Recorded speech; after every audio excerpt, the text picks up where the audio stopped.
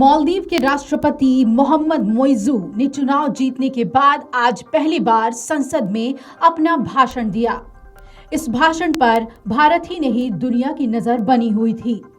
इस भाषण में मोइज़ू ने कहा कि 10 मई तक भारतीय सैनिक मालदीव छोड़कर चले जाएंगे।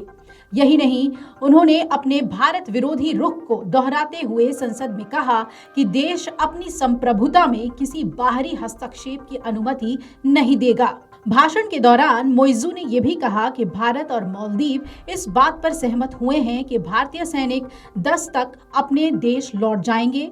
3 विमानन प्लेटफॉर्म्स में से एक प्लेटफॉर्म को वो 10 मार्च तक छोड़ देंगे और बाकी के 2 प्लेटफॉर्म्स को वो 10 मई तक छोड़ेंगे। इससे पहले विपक्षी पार्टी डेमोक्रेट्स लगातार मोहम्मद मोइज़ू की सरकार का बहिष्कार कर रही थी। वो उन 3 मंत्रियों की नियुक्ति की आलोचना कर रहे थे जिन्होंने भारत के प्रधानमंत्री नरेंद्र मोदी के खिलाफ आपत्तिजनक टिप्पणी की थी। आपको बता दें कि कल रात ही एमडीपी ने अपने बयान में ये साफ कर दिया था कि हम संसद में राष्ट्रपति के भाषण का बहिष्कार करेंगे।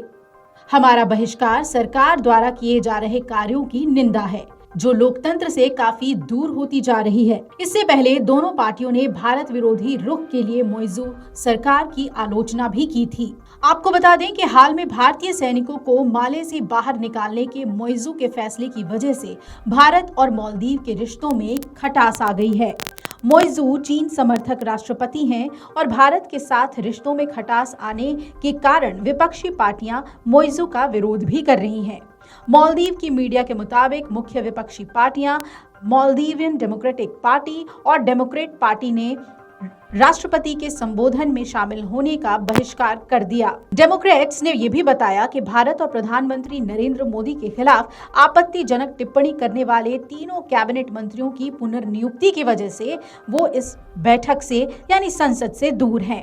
हालांकि अभी तक एमडीपी के आरोप में कार्यक्रम में शामिल न होने का कारण सामने नहीं आया है। अब आपको बता दें कि एमडीपी और डेमोक्रेट्स ने हाल में ही संयुक्त बयान जारी किया था और वर्तमान सरकार की विदेश नीति पर सवाल खड़े किए थे और उन्हें दीर्घकालिक विकास के लिए बेहद हानिकारक भी बताया था। विपक्ष ने ये जोर दिया था कि मालदीव की स्थिरता और सुरक्षा के लिए हिंद महासागर में स्थिरता बेहद महत्वपूर्ण है। आपको बता दें कि मालदीव के राष्ट्रपति साल के पहले कार्यकाल के पहले संसद सत्र को संबोधित करते हैं और इस दौरान वो देश की स्थिति की रूपरेखा, सुधार कार्यवाही सहित अन्य आवश्यक मुद्दों पर बात करते हैं।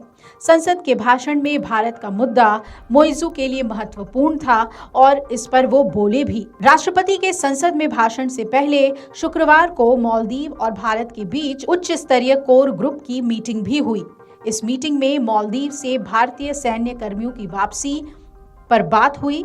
मीटिंग के बाद भारत और मालदीव की ओर से बयान जो जारी हुए हैं उसमें अलग अलग बात भी देखने को मिली है। भारतीय विदेश मंत्रालय ने जहां अपने प्रेस रिलीज में कहा कि मालदीव के लोगों को मानवीय और स्वास्थ्य सेवाएं प्रदान करने के लिए विमानन प्लेटफॉर्म्स के निरंतर संचालन को सक्षम बनाने के लिए दोनों देश पारस्परिक रूप से व्यवहारिक समाधानों के एक सेट पर सहमत हुए हैं, जबकि मालदीव ने अपने बयान में कहा कि दोनों पक्ष इस पर सहमत हो गए हैं कि भारत 10 मार्च 2024 तक 3 विमानन प्लेटफॉर्म्स में से एक से अपने सैन्य कर्मियों को हटा लेगा और 10 मई 2024 तक अन्य 2 प्लेटफॉर्म्स में सैन्य कर्मियों को भी बदलने का काम पूरा कर लेगा। यही बात आज राष्ट्रपति ने संसद में अपनी भाषण में भी दोहरा दी। अब देखना है कि इस पर मालदीव की विपक्षी पार्टियों का क्या रुख रहता है, वहां की जनता इसे कैसे लेती है और भारत और मालदीव के बीच रिश्तों में आई खटास को लेकर दोनों देशों की तरफ से क्या पहल होती है। Video desk amarujala.com। अगर आप ये वीडियो YouTube पर देख रहे हैं तो हमारे चैनल को सब्सक्राइब करें और बेल आइकन को दबाना ना भूलें। अगर आप Facebook पर ये वीडियो देख रहे हैं तो हमारे पेज को लाइक करें।